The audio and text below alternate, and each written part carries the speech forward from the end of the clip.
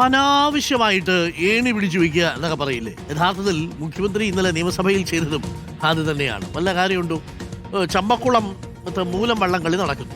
അപ്പോൾ മൂലം വള്ളംകളി നടക്കുന്ന 29-ാം തീയതി പ്രാദേശിക അവധി വേണം താലൂക്കിന് എന്നുള്ളത് അവിടുത്തെ MLA ആയ റെജി ചെറിയാൻ ആവശ്യപ്പെട്ടു.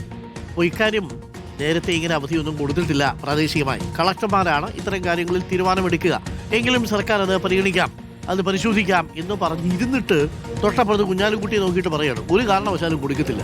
പിന്നെ അതൊക്കെ സഭയെ പറഞ്ഞാൽ പോരെ. മുഖ്യമന്ത്രിയുടെ സഭയിലെ ഈ പരാമർശത്തിൽ വലിയ ചർച്ചയാണ് ഇപ്പോൾ നടക്കുന്നുണ്ട്.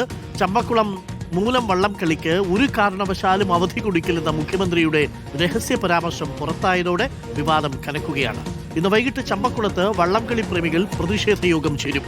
സർക്കാരിന്റെ ജനവിരുദ്ധ നിലപാട് തിരുത്തി പ്രാദേശിക അവധി പ്രഖ്യാപിക്കണമെന്ന് ചമ്പക്കുളം മൂലം ജലോത്സവ സമിതി publicity committee chairman KG Arunkumar പറഞ്ഞു.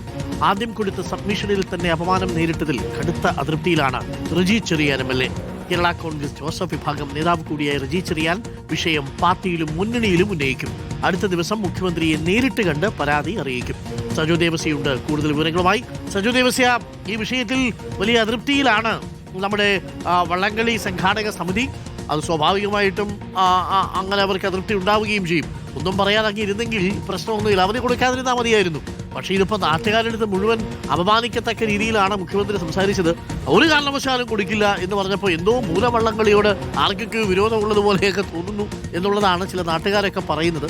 എന്നാലും ആ വിഷയത്തിൽ വലിയ അതൃപ്തിയിലാണ് നാട്ടുകാരും. ഒപ്പം തന്നെ ആദ്യത്തെ ശ്രദ്ധ ക്ഷണിക്കൽ തന്നെ പാളിപ്പോയതിന്റെ ഒരു വിഷമത്തിൽ കൂടിയാണോ നമ്മുടെ Reji Cherian MLA? Good morning Saju.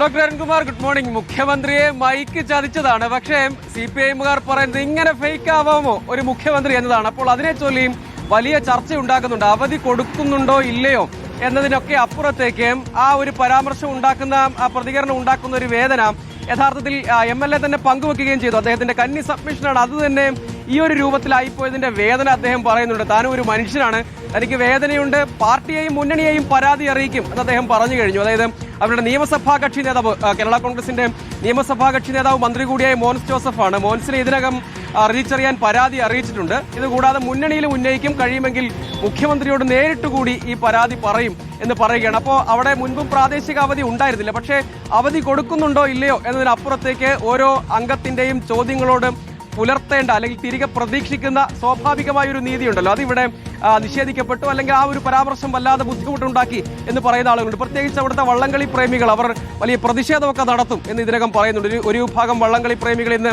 അതിനുവേണ്ടി ഒരു യോഗമൊക്കെ ചേരുന്നുണ്ട്.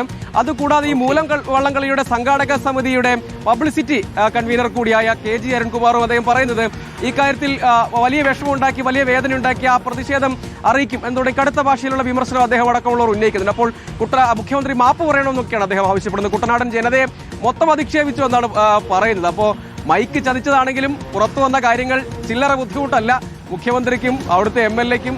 അപ്പോൾ അത് കേൾക്കുമ്പോൾ അവിടുത്തെ നാട്ടുകാർക്കും ഒക്കെ ഉണ്ടാക്കിയിരിക്കുന്നു. ഓക്കെ, സ്വാഭാവികമായിട്ടും സങ്കടം വരും സജു.